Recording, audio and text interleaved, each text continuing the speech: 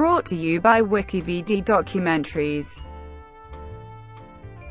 Jessica Jones TV series.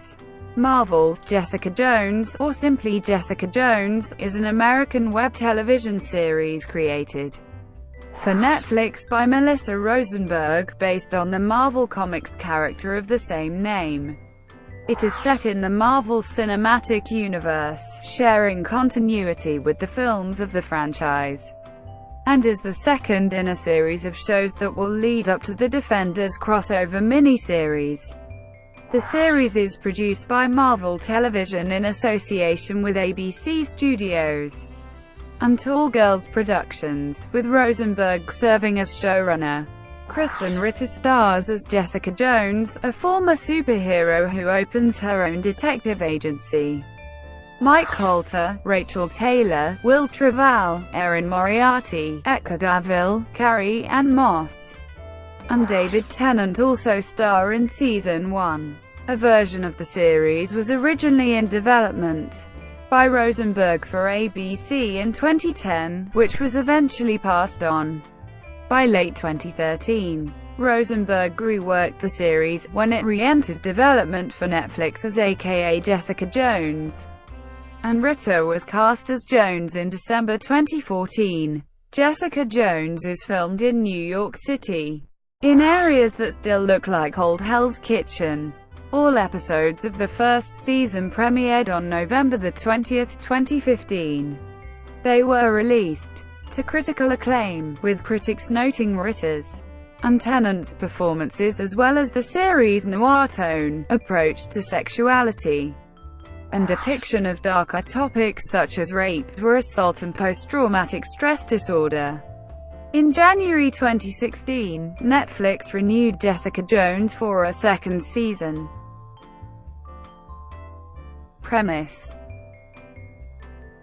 following the tragic end of her brief superhero career, Jessica Jones tries to rebuild her life as a private investigator, dealing with cases involving people with remarkable abilities in New York City. Season 2. The series was renewed for a second season of 13 episodes on January 17, 2016. Filming began in April 2017, filming back-to-back with Marvel's The Defenders. In July 2016, Netflix crew Ted Sarandos stated that the season would not debut until 2018 at the earliest, after The Defenders released in 2017. Development. In December 2010, Melissa Rosenberg was developing A.K.A. Jessica Jones, based on the comic book series Alias, centered on the character Jessica Jones. The series was developed for ABC under Rosenberg's new production banner Tall Girls Productions, along with ABC Studios and Marvel Television. The series was intended to air in 2011 of the 2011-12 television season, with Marvel Television head Jeff Loeb, Joe Quesada, Alan Fine, and Howard Klein as executive producers, and Alias writer Brian Michael Bendis as a consultant. At the 2011 San Diego Comic-Con International, Loeb said the series was about a failed superhero who is rebuilding her life as a private detective in New York City, and would include the characters Carol Danvers and Luke Cage.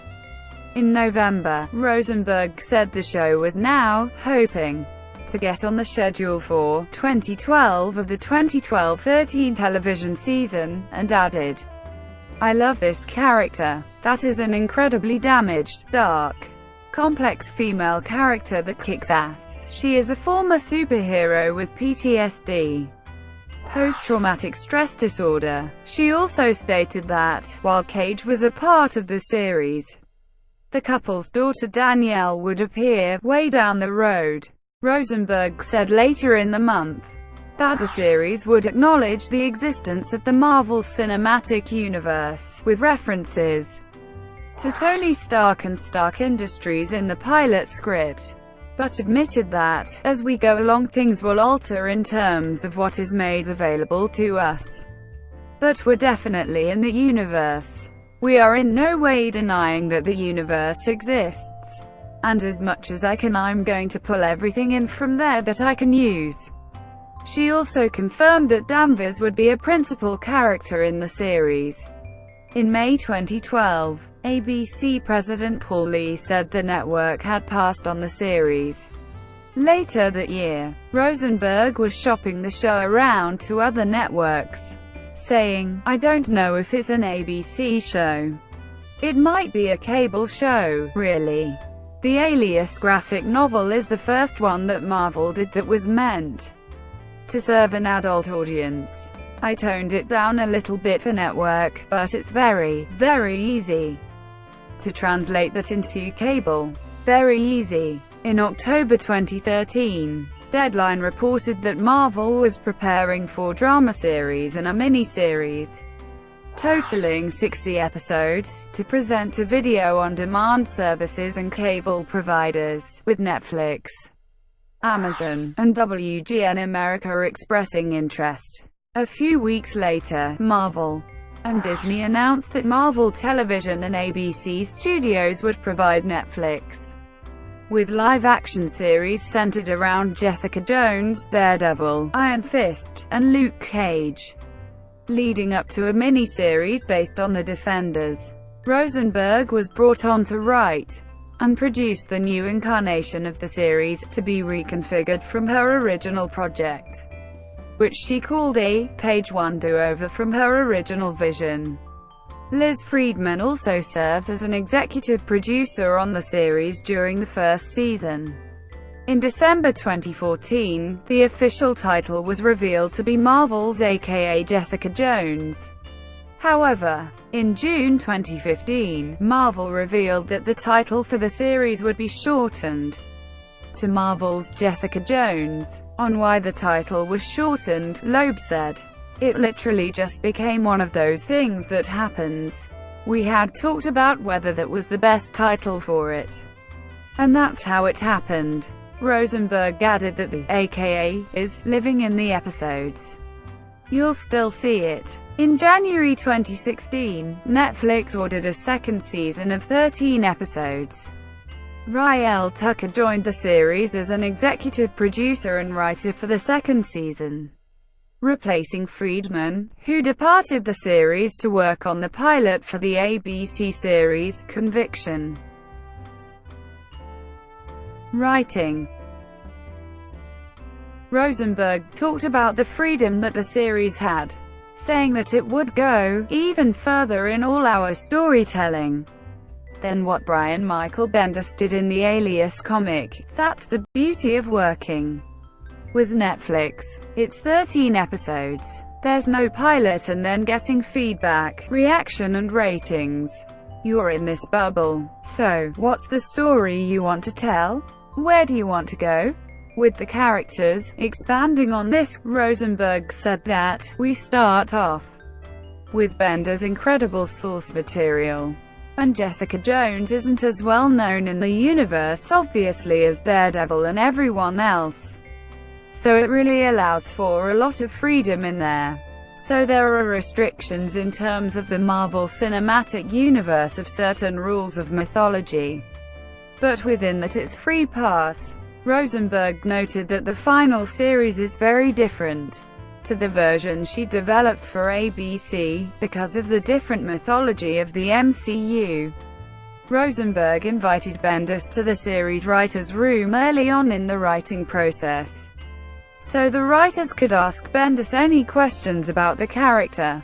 He walked away from the meeting saying, "They were asking the right questions, and that's a good sign."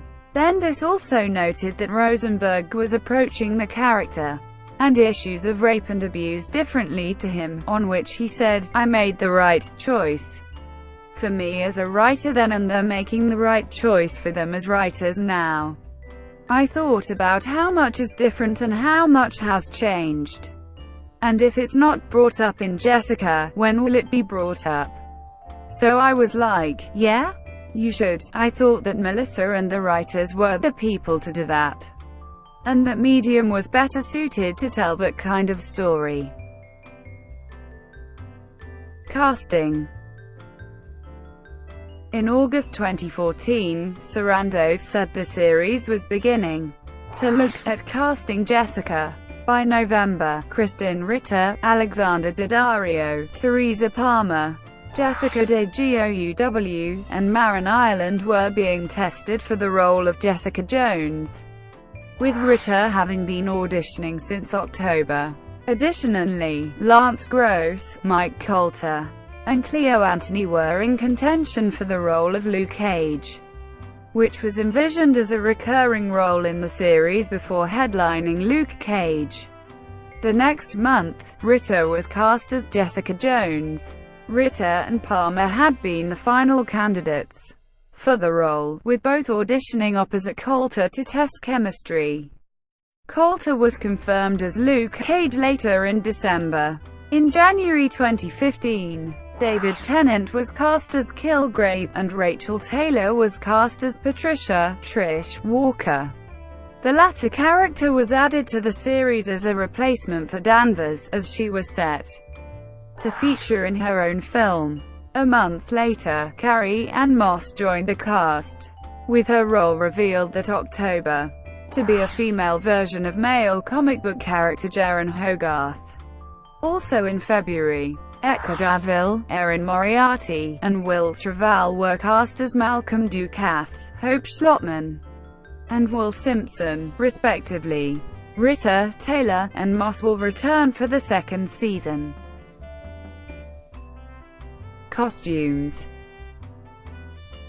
Stephanie Maslansky returned as the costume designer for Jessica Jones from Daredevil, and was assisted on the first episode by Jen Rosian, who crafted Jessica Jones' costume of leather jacket, faded jeans, and boots. Maslansky's fashion choices for each character were influenced by their comic incarnations, with her saying, "You really have to study your history of the original characters and see how they dress, how they were originally drawn, how they evolved through the years in these comics. And what you might discover is that, as illustrated, they kind of do wear the same thing all the time." Maslansky also stated that, "Everyone has a very specific look, and you can vary within the look, but it's not over the top. It has to feel realistic, and feel very grounded in this authentic reality we've created in Hell's Kitchen." On Jones' costume, Maslansky said she considers her clothing to be an armor and a shield, and something that helps her maintain a distance from other people and privacy. It keeps her from having to deal with the rest of humanity in a certain sort of way. At least 10 versions of Jones' jacket were made, which started as an Acme Studios leather motorcycle jacket that had any bells and whistles and any additional superfluous design details removed, while 20 pairs of jeans were used, with both being aged and distressed. Title sequence. The series' title sequence, created by Imaginary Forces, incorporates the jazz-style theme from composer Sean Callery mixed with artwork by David Mack, the cover artist for the original Alias comic, taking the viewer around seedier, noir-esque corners of Hell's Kitchen, as if through Jessica's eyes.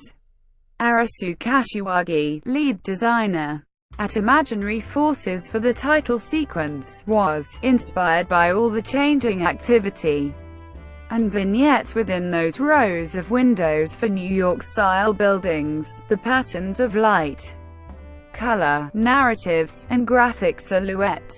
It is pretty amazing how much you can see, and the number of windows out there with wide-open shades. I could understand our innate fascination with the rear window and that discomforting pleasure when catching a small sliver of a private act. She also looked to Edward Hopper's Night Windows and Gerhard Richter's paintings for reference, in order to differentiate the sequence. from other painting-inspired ones, Kashiwagi chose to take a more modern, abstract look while also embracing the spirit of David Mack's watercolor paintings from Alias. On the design concept, she added, "We based the concept off of Jessica's PTSD and alcoholism, her blurry, unreliable point of view, and translated that visually using paint strokes that smear and obfuscate the scenes would appear only in small sections of the frame, either blocked by a foreground element, or contained inside of a silhouetted framing device." Michelle Doherty, creative director on the project, looked to the opening sequence of Alfred Hitchcock's Rear Window to help create the voyeuristic approach, as well as using the city as a character to highlight the dark places and the grit where Jones investigates. Filming for the series takes place in New York City, including areas of Brooklyn and Long Island City that still look like the old Hell's Kitchen, Douglaston, Queens, as well as soundstage work. Manuel Billiter serves as director of photography for the series. Visual effects. Visual effects for the series were completed by the New York studio Shade VFX, who also worked on Daredevil, with Brian Goodwin serving as visual effects supervisor. Music. At the 2015 San Diego Comic-Con International, Sean Callery revealed he was composing the music for the series. Callery did not begin composing the series' main theme until after reading 2 or 3 scripts, and did not see the opening graphics until after the second episode, at which point he had a framework for a theme that he hoped would work. At this time, Callery said he started fooling around with ideas for the theme, and eventually settled on one that he felt had a sneaky and fun mess quality, adding, "Jessica Jones has dry humor, a real edge to her. But there was something to this character that had a little whisker of playfulness in there, like a cat or something." After creating the theme, Callery began working on the rhythmic quality of it, eventually fully orchestrating his idea into what became the resulting opening theme. Regarding the electric guitar's entrance, Callery pointed out that it got bigger there, because as I looked at the graphics, the lights got a little more strobe-y. So that's when I decided the electric guitar might be a kind of neat add there so that the whole piece will arc a little more. A soundtrack album for the first season was released digitally on June 3, 2016. Jamie Forsythe also contributed to the music of the first season. Thank you for watching. Brought to you by WikiVidi Documentaries. Please like and subscribe below.